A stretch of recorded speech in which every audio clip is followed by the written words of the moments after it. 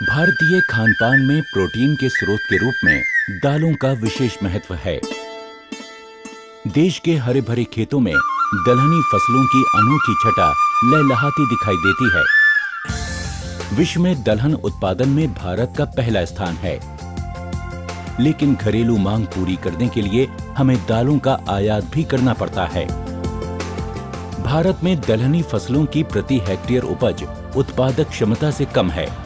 इसके लिए अनेक जैविक एवं अजैविक कारक जिम्मेदार हैं।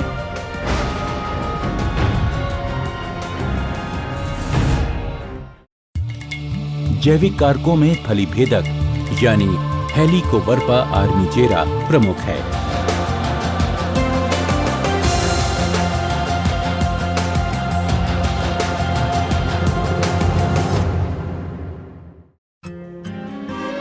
ये कीट पूरे भारत में चना और अरहर की फसल को भारी नुकसान पहुंचाता है। चना, अरहर, कपास, सूरजमुखी, टमाटर, भिंडी, ज्वार और बाजरा जैसी अन्य लगभग 181 फसलों को ये नुकसान पहुंचाता है। उत्तर भारत में नवंबर से जनवरी तक इस कीट की छोटी सूंडियां फसलों की पत्तियों, कलियों और फूलों को खाती हैं।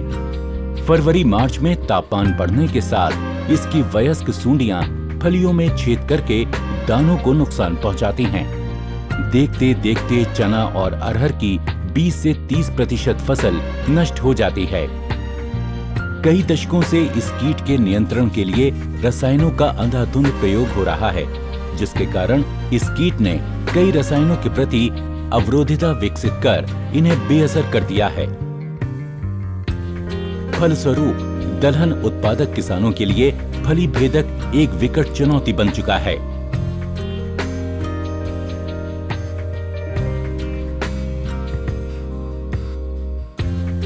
इस समस्या के समाधान के लिए भारतीय दलहन अनुसंधान संस्थान कानपुर ने कारगर, सुरक्षित और कम लागत वाला समेकित कीट प्रबंधन विकसित किया है। चना फलीभेदक कीट के समेकित कीट प्रबंधन का पहला अवयव है सस्य क्रियाएं, जैसे गर्मी के महीने में खेतों की गहरी जुताई व समय से बुआई व चना और अरहर की फसलों के साथ दूसरी अंतः फसल लेना। खड़ी फसलों में इस कीट के प्रकोप की निगरानी के लिए समेकित कीट प्रबंधन का दूसरा अवयव है यौन आकर्षण जाल। ये यौन आकर्षण जाल है। इसको चना फलीभेदक की निगरानी के लिए खेत में लगाते हैं। इस गुटके में चना फलीभेदक की मादा की गंध होती है, जिससे कि नर वयस्क इसमें की तरफ आकर्षित होकर इस पॉलीथीन बैग में आकर नीचे इकट्ठे हो जाते हैं। इसे फसल से 2 फुट की ऊंचाई पर 4 से 5 ट्रैप प्रति हेक्टेयर की दर से लगाया जाता है। इस ट्रैप में 4-5 नर पतंगों के 4-5 रातों तक लगातार फंसने से समझ लेना चाहिए कि फसल पर चना फलीभेदक कीट का प्रकोप होने वाला है, जिससे सभी किसान फसल सुरक्षा उपायों का इंतजाम शुरू कर दें। खड़ी फसलों में इस कीट की अन्य विधि से निगरानी के लिए सफेद कपड़ा जमीन पर बिछाकर पौधों को झटक कर झाड़ना चाहिए, और यदि इस कीट की एक सूंडी प्रति मीटर चने की फसल में या एक सूंडी प्रति पौधा अरहर में मिलने लगे, तब फसल सुरक्षा उपाय तुरंत अपनाने चाहिए। चना फलीभेदक कीट के प्रबंधन हेतु जैविक उपाय भी कारगर हैं, जिसमें कीट की सूंडी अवस्था में इनके प्राकृतिक शत्रुओं जैसे पक्षियों और परजीवियों का उपयोग किया जाता है। जैविक उपायों में न्यूक्लियर पॉलीहाइड्रोसिस विषाणु यानी एनपीवी का उपयोग प्रभावी व पर्यावरण हितैषी भी है। एनपीवी घोल बनाने के लिए एनपीवी ग्रसित काले रंग की 10 से 15 फलीभेदक की सूंडियों को खेतों से एक डिब्बे में इकट्ठा कर लें। ग्रसित सूंडी न मिलने पर खेतों से 10 से 15 स्वस्थ सूंडियों को इकट्ठा कर लेना चाहिए और पहले से तैयार एनपीवी घोल में 2 घंटे तक भीगे चने के दाने इन सूंडियों को खिलाएं।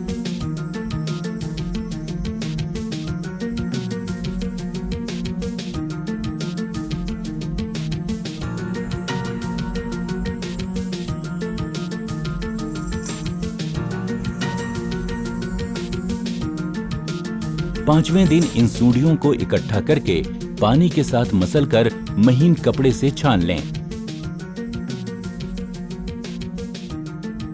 एनपीवी की मात्रा को लार्वा समतुल्य यानी LE की इकाई में नापा जाता है।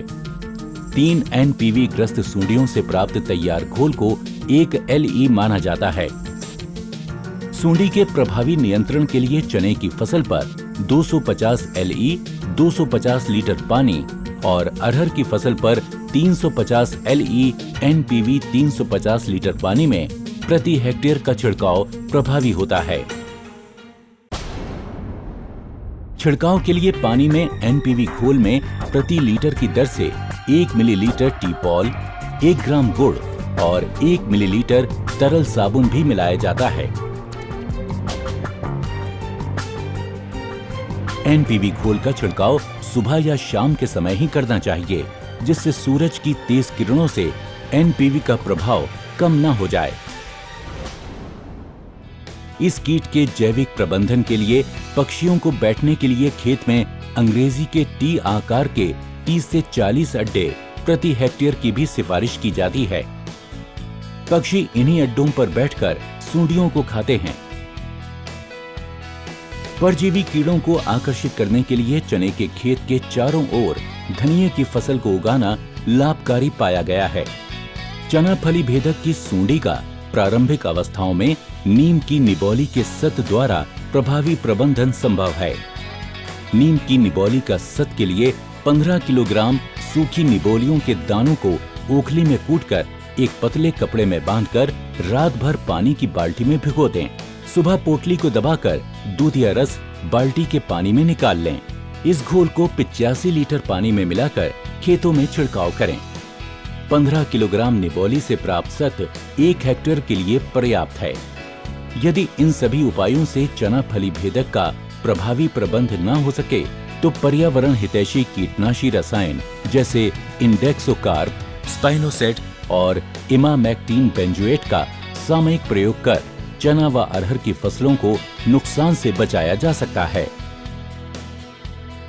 भारतीय दलहन अनुसंधान संस्थान कानपुर द्वारा विकसित चना फली भेदक कीट के समेकित प्रबंध के उपायों को अपनाकर किसान भाई फसल को नुकसान से बचा सकते हैं और चना व अरहर का उत्पादन तथा उत्पादकता बढ़ाकर अपना मुनाफा भी बढ़ा सकते हैं। दलहन अनुसंधान द्वारा आपको चना और अरहर में लगने वाले फली भेदक की रोकथाम के लिए जैव उत्पाद किस तरीके से आप अपने खेत में प्रयोग करते हैं और उससे आपको क्या लाभ हुआ? पहले हम फसल बोते हैं चना या अरहर, उसमें जो है फूल जो आता है तब उसमें पतंगी आनी शुरू हो जाती।